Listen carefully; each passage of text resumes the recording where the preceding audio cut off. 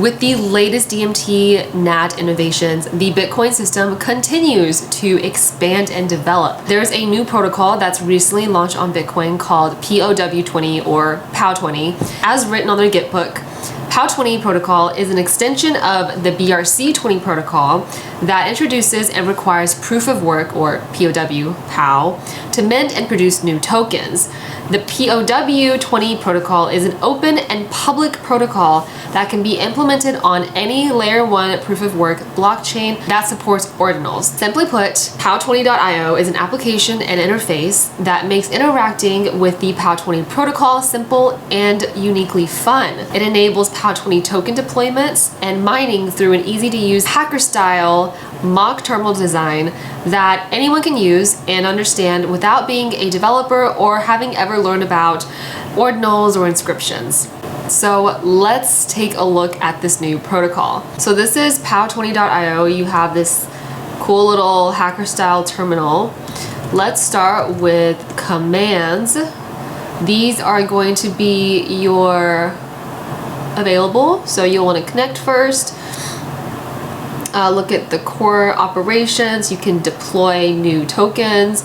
You can mine an existing token, show token balances, claim, update your settings. And I think it's fun that they give you a music option. You can also upgrade to premium, mine up to 8 times faster with no service fees. I believe you have to connect your wallet first. Cool. Now let's look at the price.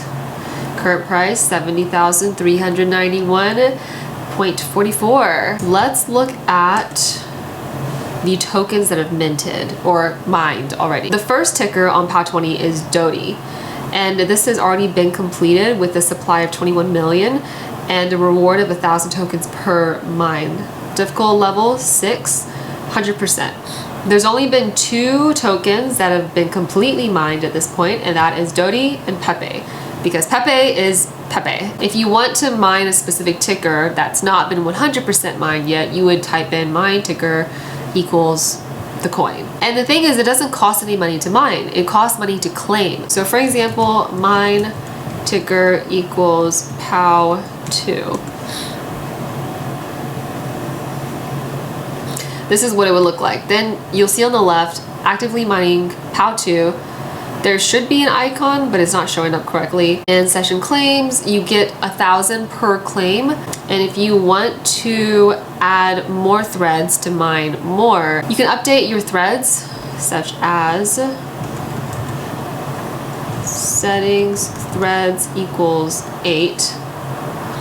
So in order to get anything higher, you have to upgrade, and you can upgrade based on day, month, or year. There's different pricings for each. As you can see, it takes a while if you're only on a basic thread. So I just got my first session claim, which is 1,000. And when you get these, you can just wait until you're done mining. And to claim, you just wait until you've mined whatever amount you want to. And then you can start by typing in claim all. Claim all. And then you will be asked to pay a certain amount.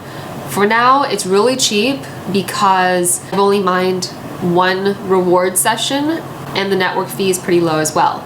It does get a little bit more expensive the more that you are trying to claim in batches at a time. And what happens after you claim is that it will inscribe this ticker plus an additional line for you. And that's why you can't just copy and paste and inscribe this yourself.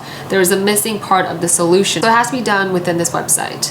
To stop at any time, you just press escape, terminating all workers. You can also deploy your own tokens. Anybody can deploy. And the cool thing about this is that as an extension of the BRC20 protocol, it's the alternative to one person randomly creating a token, for example, like on Ethereum with an ERC20, and writing a smart contract that designates parameters for other people to receive or mint it. It's very centralized, it's very controlled. And as we know, Bitcoin is all about decentralization. So with BRC20s, what you were able to do is deploy a token within 4 tickers that was not already taken, set the parameters such as the maximum supply and the increments that could be minted, and then anybody was able to mint before it was completely minted out. So it was very open, very similar to DMT nats, where as long as you have the right tickers and there's remaining supply, it is a fair game for anyone to go mint. However, with BRC20s, it was very messy with the way that UTXOs were managed, and it's really clogging up and spamming the system. And that's why Runes is being created soon. If you want to learn more about Runes, watch this video. And if you want to learn more about BRC20s and how to deploy and play around with it, you can watch this video. This is taking BRC20 to another step and saying, well, instead of just being able to quickly inscribe something and mint out any new BRC tokens relatively quickly, we want to put the proof of work back into the blockchain. So now you have to mine it, and it does depend on your CPU, on your hardware, on your premium subscriptions. As you can see with the upgrade options, there is no marketplace for this yet because it is such a new protocol. And if you go into Discord, which I'll post the link in the description below, the Discord is where sales are happening OTC. So for example, we have the first token, buy and sell, and it's a lot of escrow. And so you basically go through these channels if you want to buy Dodie, if you want to sell Dodie, and you can also check the sales that have been confirmed by the main escrow person, Heloris, and you can see that the sales for Dodie have been pretty good ROI if you had mined it, especially in this type of market, being in the middle of extreme greed. And Pepe just mined out recently, I would say within the last couple of days, and we now have channels to buy and sell Pepe. So it's still very new. The market is still trying to value it. There's a lot of price discovery happening in Pepe right now. This has been a tough week to mint for Ordinals projects in particular because of a really hyped OMB mint that's happening tomorrow. So a lot of liquidity has gone from these existing projects and I believe are going to go into OMB mint.